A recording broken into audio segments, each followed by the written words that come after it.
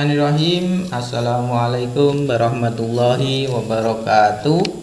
Bagaimana kabarnya anak-anak? Semoga kita semua sehat, selalu dalam lindungan Allah, dan tetap semangat belajar. Hari ini kita melanjutkan kegiatan belajar kita ya. Kemarin subtema 2 sudah kita selesaikan. Kita lanjut pada tema 7, subtema 3 pada pembelajaran pertama. Anak-anak buka bukunya pada halaman 116 ya. Subtema 3 tentang perkembangan teknologi komunikasi. Kalau pada subtema 1 kemarin kita tentang pengolahan teknologi pangan ya. Teknologi pangan. Terus yang subtema 2 tentang teknologi pengolahan apa? Sandang ya, tentang pengolahan atau pembuatan kain, pembuatan pakaian ya, proses pembuatan pakaian. Nah, pada subtema 3 ini kita akan belajar tentang perkembangan teknologi komunikasi. Seperti apa itu teknologi komunikasi? Nah, anak-anak buka bukunya halaman 116. Pada subtema 3 ya, pembelajaran 1. Di sini Bapak akan sampaikan, Bapak jelaskan, anak-anak dengarkan dengan baik ya. Manusia adalah makhluk sosial. Maksudnya makhluk sosial adalah makhluk yang saling membutuhkan dengan yang lainnya ya. Saling membutuhkan, saling berkomunikasi, saling berbicara, saling berinteraksi, dan masih banyak yang lainnya. Maka oleh karena itu manusia disebut makhluk sosial, karena manusia tidak bisa hidup sendiri. Nah, manusia membutuhkan orang lain untuk bisa hidup berdampingan dan bersama untuk mencukupi kebutuhan sehari-hari. Artinya setiap orang memerlukan orang lain itu ya. Satu orang berhubungan dengan orang lain. Manusia melakukan komunikasi saat bersama-sama. Saat berkomunikasi kita dapat menyampaikan apa yang diinginkan. Saat berkomunikasi kita dapat menyampaikan apa yang kita pikirkan. Dahulu ruang komunikasi manusia amat terbatas. Bersyukurlah teknologi komunikasi makin berkembang. Kini kita dapat berkomunikasi dengan siapa saja dan di mana saja. Mari kita pelajari perkembangan teknologi komunikasi agar hidup makin berarti. Nah, itu ya. Kita akan belajar tentang teknologi komunikasi. Seperti apa itu teknologi komunikasi? Terus apa manfaatnya untuk kehidupan kita sehari-hari? Nah, untuk mengerti dan memahami itu kita pelajari ya. Kita lanjut pada sini ya. Pembelajaran 1. Ayo membaca. Nah, ini ada sebuah cerita ya. Kita baca dulu, nanti anak-anak baca lagi sambil dipahami. Sore hari, Dayu dan Lani berkumpul di rumah Siti. Saat bermain di teras rumah, Pak Pos datang mengantarkan majalah dan surat untuk Siti. Seminggu yang lalu, Siti memesan majalah anak di sebuah toko dengan bantuan ibu. Ibu memesan menggunakan pesan singkat pada ponselnya. Saat ini kita bisa membeli barang tanpa perlu berkunjung ke toko yang menjualnya. Siti mengajak Dayu dan Lani untuk membaca majalah tersebut bersama-sama. Salah satu wacananya tentang sejarah komunikasi. Siti, Dayu, dan Lani tertarik membaca sejarah komunikasi. Ya, kita lanjutkan dulu. Nah, ini bacaannya ya. Ini adalah bacaan yang ada dalam majalah yang dipesan Siti ya, tentang sejarah komunikasi. Nah, seperti apa sejarah komunikasi tersebut? Nah, Bapak bacakan dulu ya, anak-anak dengarkan. Sejarah komunikasi. Komunikasi adalah cara penyampaian gagasan antar manusia. Pada awalnya komunikasi dilakukan secara tatap muka dan pesan disampaikan secara lisan.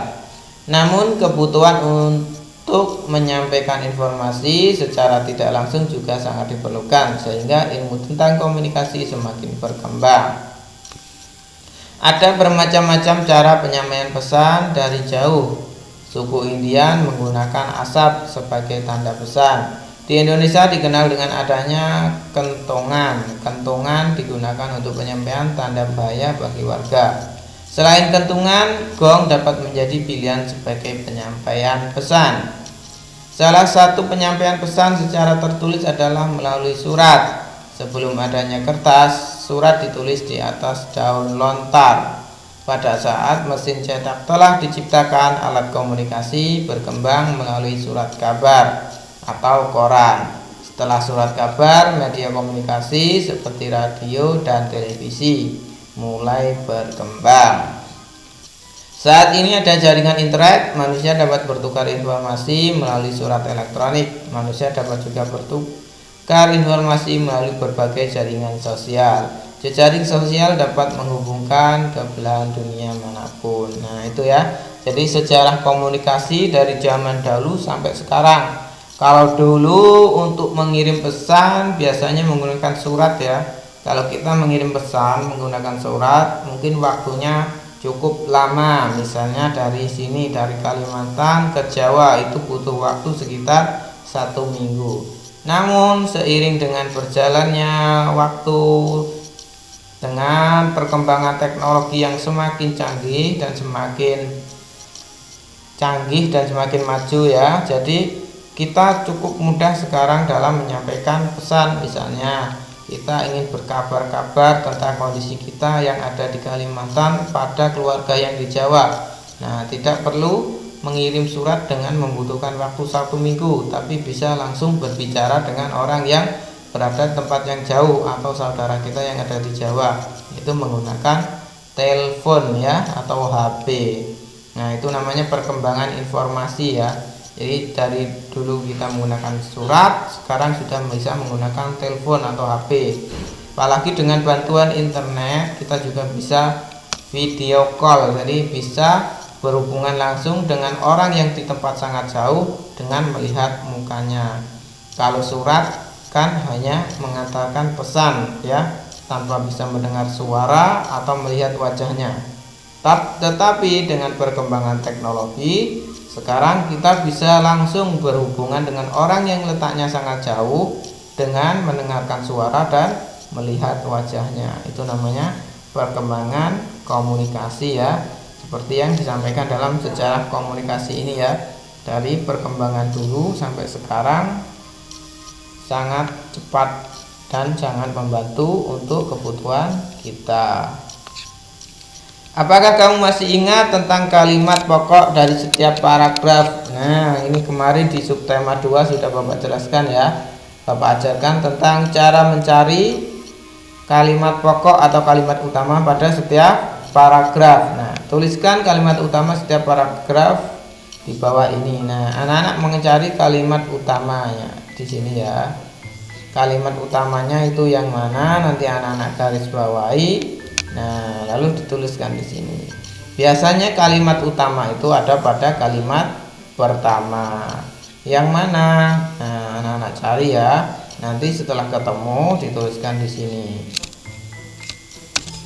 Misalnya yang paragraf pertama ini ya. Bapak kasih tanda dulu biar kalian paham. Ini yang paragraf pertama ya, paragraf pertama. Ini paragraf kedua, ini paragraf ketiga, yang ini paragraf keempat. Nah, sini perintahnya apa?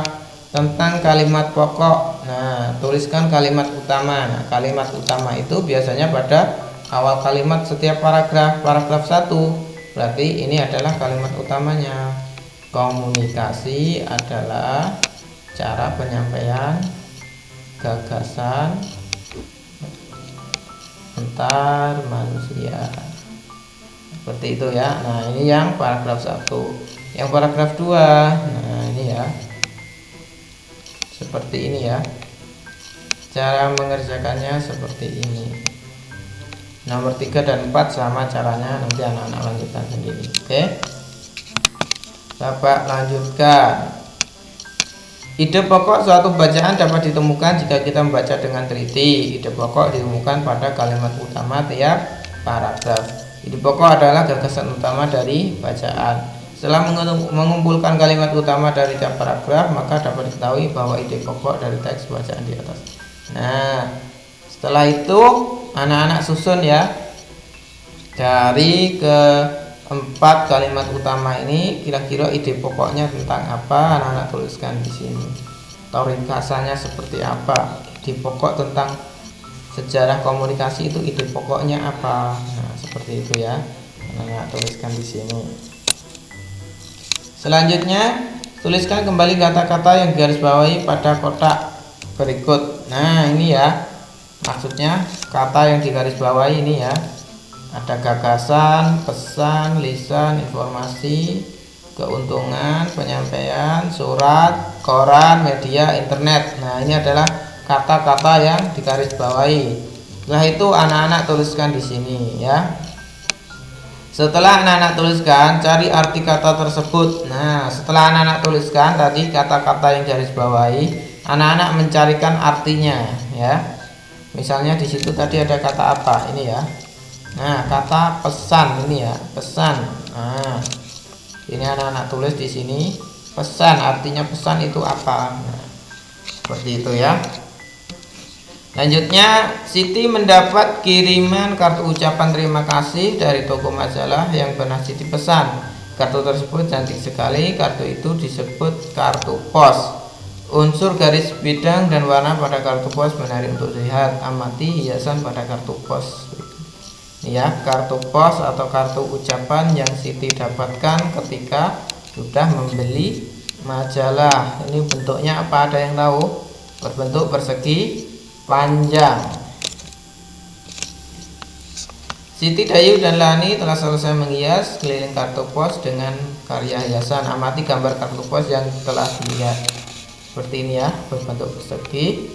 Kartu pos mempunyai 4 tepi, jumlah panjang keempat tepinya disebut keliling kartu pos. Nah, jumlah panjang keempat tepinya ini ya, tepinya 1, 2, 3, 4. Ini namanya tepi.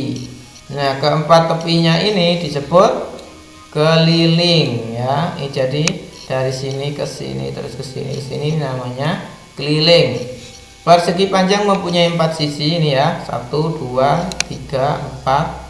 Jumlah panjang keempat sisinya disebut keliling persegi panjang. Setiap bangun datar memiliki keliling. Kita dapat menemukan keliling dari setiap bangun datar dengan mudah. Keliling bangun datar adalah jumlah panjang sisi. Nah, yang dimaksud keliling bangun datar adalah jumlah panjang sisi. Nah, misalnya anak-anak disuruh mencari keliling, berarti yang dihitung ini ya. Keliling itu berarti mengelilingi maksudnya. Jadi ini ya. Ini ke sini, terus ini ke sini, ini ke sini, ini ke sini, namanya itu ke keliling. Jadi jumlah panjang keempat sisinya. Ini ya. Ini dari sini ke sini ya. Nah, terus dari sini ke sini, terus dari sini ke sini. Ini ke sini. Nah, itu namanya keliling ya, mengitari ini ya. Nah, seperti itu. Amati berbagai bangun datar yang ada di kelasmu, temukan kelilingnya bersama temanmu. Amati gambar-gambar di bawah ini. Tebalkan sisi yang membentuk keliling dari bangun tersebut. Nah, ini ada bangun ya. Anak-anak menebali yang mana yang masuk keliling. Misalnya ini contoh. Nah, ini bangunnya. Kelilingnya mana? Ya, ini yang ditebali. Nah, seperti itu ya. Nah, ini bangunnya. Kelilingnya mana? Anak-anak tebali ini. Ditebali seperti ini ya. Nah, seperti itu. Ditebali tepi-tepinya. Ini namanya menghitung kelilingnya ya, atau mencari kelilingnya. Ini ada banyak bangun datar ya. Ada 1, 2, 3, 4, 5, 6, 7, 8. Nah, anak-anak tentukan, anak-anak tebali garis yang termasuk keliling. Seperti itu ya.